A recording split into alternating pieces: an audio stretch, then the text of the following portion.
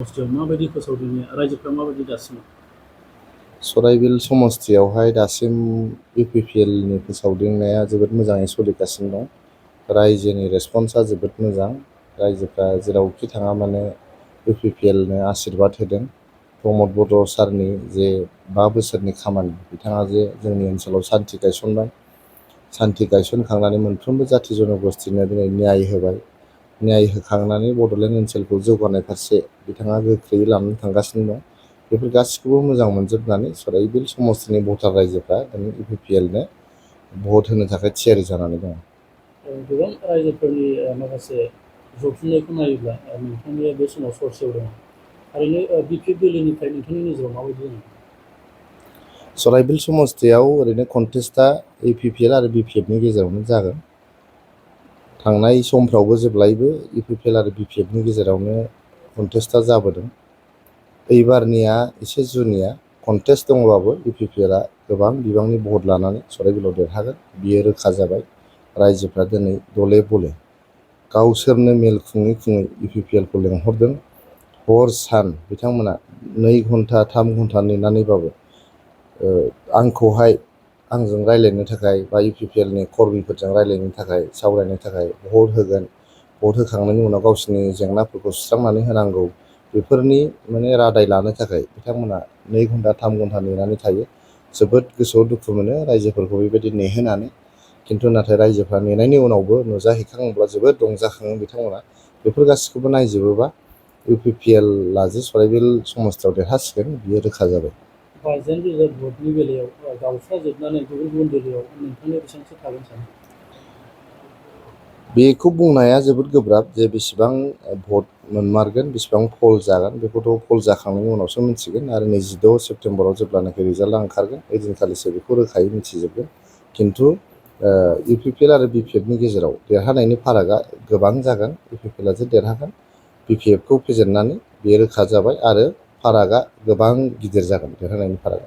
बे समाव बिसायख'थिनि फारसे सम सफैनाय लोगो लोगो गोबां दोलोजों दोलो जुजिलायनाय मावथिफोरनि सायावबो सोमजिगासिनो दं, दाङाबाजिबो सोमजिगासिनो दं, गारि बुख्रुबनाय बा ग्लास बुख्रुबनाय, बेनि बेलायाव नोंथाङा मा फोरमायनो सानो? आङो जोंनि सराइबिलल' नङा, जोंनि गसाइगाव साब डिभिजनावहाय 5 समस्ति दङ। बेबायदि दिनैसिम दावराव दावसि जेबो जायाखै, जेबो बेबायदि गारि बुफायनाय, ग्लास बुफायनाय जेबो जायाखै। गतिके मोनफ्रोमबो हान्जानि बिजाथिफोरखौ आङो गोसो गोरबोनिफ्राय साबायखर बावहरदों। मोनफ्रोमबो हान्जानि कर्मिफोरखौ आङो साबायखर बावहरदों। बिसायख'थिया फैगोन आरो थांगोन। बिसायख'थि थांखांनायनि उनावबो जोङो बिदा फंबाय समाजाव सोमोन्दो लालायनानै जोङो थांनानै थालांनांगोन, जों संसार जालांनांगोन। बिसायख'थिनि थाखाय बुलायनांगौ सोलायनांगौ जेबो गैया। रायजोआ जायनो भट होगोन बेनो देरहागोन। गणतन्त्रआवहाय रायजोआ जायखौहाय गावनि बिजाथि बानायनो नागिरो, बेखौसो बे सुबुङासो रायजोनि रिप्रेजेन्टेटिभ जानो हायो। गतिके दिनैहाय बुलायनानै बा गारि बुफायनानै, ग्लास बुफायनानै भट मोना। रायजोनि गोसो जय खालामनानैसो, रायजोनो मा मा हाबा मावगोन बेनि रादाय होनानैसो, आरो रायजोफोरखौहाय हानजायावहाय लाबोनानै बिथांमोनखौ खामानि मावहोनो हाबासो नोङो देरहानो हायो। गतिके ग्लास बुख्रुबनानै, गारि बुख्रुबनानै जेबो जाया। आं खावलायहरदों मोनफ्रोमबो हान्जाखौ आरो हान्जानि दैदेनगिरिफोरखौ आरो कर्मिफोरखौ, जाहाथे नोंथांमोना बे बिसायख'थिनि थाखाय बेबायदि दावराव दावसि जाया। जोंनि बड'लेण्ड ओनसोलाव सान्थिया फैफिनबाय। दिनै सान्थिनि फिथाइखौ बयबो मोनजाबाय। जोंनि गथ' गथायफ्रा दिनै गोसो होनानै लेखा फरायनो हाबाय। गतिके बेबायदि थासारियाव जोङो बिसायख'थिनि थाखाय जोंनि बड'लेण्ड ओनसोलखौ दावराव दावसि फारसे नारहरनाया थिग नङा। बिसायख'थिया जोबनानै थांगोन 22 सेप्तेम्बरावनो। बिनि उनावहाय नोंथांमोना सानगोन जे आं मा खालामफ्लांखो होननानै नोंथांमोना उन दाहा खालामनांगोन। जाहाथे उन दाहा खालामनाङा, बेनि थाखायनो आङो मोनफ्रोमबो राजखान्थि हान्जानि दैदेनगिरिफोरखौ, मावथिफोरखौ खावलायहरदों जाहाथे जोङो नैबे 22 सेप्तेम्बरनि बिटिआर बिसायख'थिखौ जाहाथे जों गोजोनै बारहोहरनो हायो, बेनि थाखाय आं खावलायहरनाय थाबाय। जुदि रायजोफोरनो नोंथाङा मा रादाय होगोन सराइबिलनि थाखाय? गिबि रादाया जाहैबाय जोंनि सराइबिल ओनसोलनि जे देहा फाहामनायनि बेबस्था जोबोद गाज्रि अबस्थायाव दङ। जोंहा गसाइगाव टाउनाव मोनसे सिभिल हस्पिटालबो दङ, नाथाय बे सिभिल हस्पिटालाव थांनानै रायजोफ्रा जेबो बेबायदि खाबु मोनहैयाखै। गतिके साब सेन्टारनिफ्राय लानानै सिभिल हस्पिटालसिम रायजोफ्रा थांनानै जाहाथे मोजां सेबा मोनहैयो, मोजां जोथोन मोनहैयो, बेनि थाखाय आं खामानि मावगोन। नैथियाव जाहैबाय जोंनि सराइबिल समस्तिनि LP स्कुलनिफ्राय कलेजसिम मोनफ्रोमबो सोलोंथाइनि फसंथानफोरखौहाय साबना हामनायै माबोरै खालामनानै दिहुनो, बेनि थाखाय आं नाजालांगोन। जोंनि गसाइगाव टाउनाव गोबां जायगायाव आरो टाउन गामि ओनसोलावबो लोंनाय दैनि जेंनाफोर दङ। बे लोंनाय दैनि जेंनाखौ आङो 5 बोसोरनि गेजेराव फोजोबस्रांथारनो थाखाय आं नाजागोन। जोंनि आदिबासि हारिनि जे सुबुंफोर दङ जोंनि सराइबिल ओनसोलाव 11,000सो आदिबासि भटारफोर दङ। नाथाय बिथांमोना गुबुन हारिफोरनि रुजुनायावहाय जोबोद गोग्लैसोनाय मोनसे थासारियाव दिनैसिमबो दङ। स' आदिबासि बे सान्थाल, अराव, मुन्डा बे हारिफोरखौहाय बोरै बोखोनानै लाबोनो, बोरै दैखांनो, बेखौ आं अरायबो नाजालांगोन। जोंनि गसाइगाव टाउनाव जाबोर जथरनि जेंनाया जोबोद गिदिर जाबाय। ड्रेननि जेंनाया जोबोद गिदिर। गथिखे बे ड्रेन आरो जाबोर जोथोरखौ सुस्रांनो थाखाय जोंनि गसाइगाव टाउनखौ साबना हामना खालामनानै दिहुननो थाखाय आं अरायबो नाजालांगोन। मोनफ्रोमबो गरिब न'खरफोरखौहाय बिथांमोननि मोन्थायखौ मोनहोनायजों लोगोसे माबोरै जौगाहोलांनो हायो बेखौ आं नाजालांगोन। आबाद फोथारावहाय दै जगायनानै आरो आबादारिफोरखौहाय बिथांमोननि फाननो हानायनि हाथाय बानायना होनानै आबादारिफोरनो बोरै मुलाम्फा होनो। स्पेसियेलि जोंहा मोनसे कल्ड स्टरेज दङ, गिदिरै कल्ड स्टरेज दङ नैबे भदियागुरियावहाय।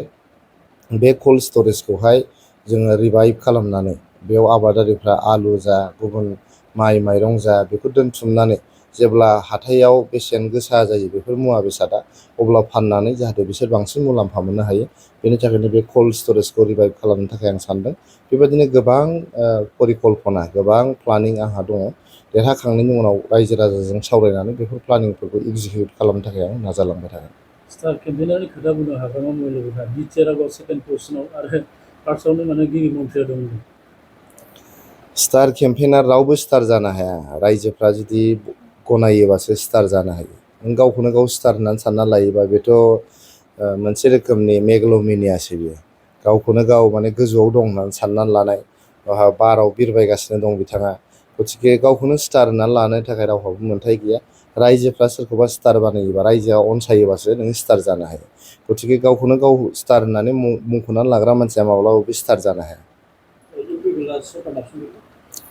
इउपिपिएलआ 2025 मायथाइनि 26 सेप्तेम्बराव जे रिजाल्ट ओंखारगोन, ओइदिनखालि प्रमद बर' बिथांनि दैदेननायावहाय फिन खनसेबाव बिटिआरआव सरकार दानो थांगासिनो दं।